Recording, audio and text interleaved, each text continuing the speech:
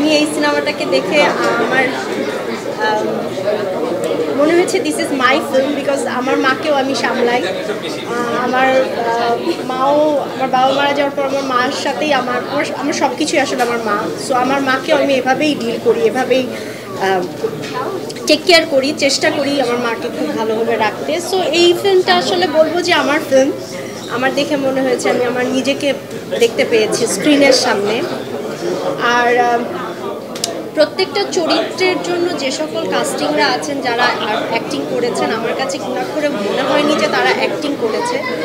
আমার কাছে মনে হয়েছে সবাই ক্যারেক্টারটাকে ধারণ করে, ফিল করে, বসবাস করে তারপরে কাজটা করেছে। ইটস আ টিম ওয়ার্ক এবং দে ডিড ওয়ান্ডারফুল জব।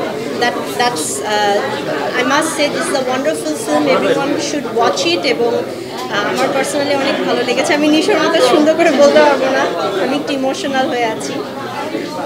আমার খুব ভালো লেগেছে। আমি দর্শকদের কাছে অনুরোধ জানাবো সবাই আসবেন, অবশ্যই সিনেমা দেখবেন। বিভিন্ন ঘরানার সিনেমা হচ্ছে, বিভিন্ন ধরনের সিনেমা হচ্ছে, সব সিনেমা আপনারা অ্যাপ্রিসিয়েট করবেন। এবং সবসময় বলি যে আপনারা অ্যাপ্রিসিয়েট করলে আমরা সিনেমা, এই ধরনের সিনেমা বানাতে সক্ষম হব। So thanks to Saba team, thanks to you guys প্রমোশনের জন্য, থ্যাংকস টু অডিয়েন্স যারা দেখেছেন এবং যারা দেখেন না, please do come and watch it. For the wonderful concept, for the wonderful script and definitely মিউজিকটা খুবই ভালো ছিল। যে মিউজিকে কাজ করেছেন যারা, তাদেরকে আমি বাহবা জানাই। কারণ মিউজিক ফিল্মের এমন একটা জিনিস যেটা হচ্ছে অভিনয় এবং মিউজিক দুইটাই আসলে দর্শকদেরকে আটকে রাখার জন্য খুবই মূল্যবান একটা জায়গা। সো মিউজিকটা আমাকে আটকে রেখেছিল।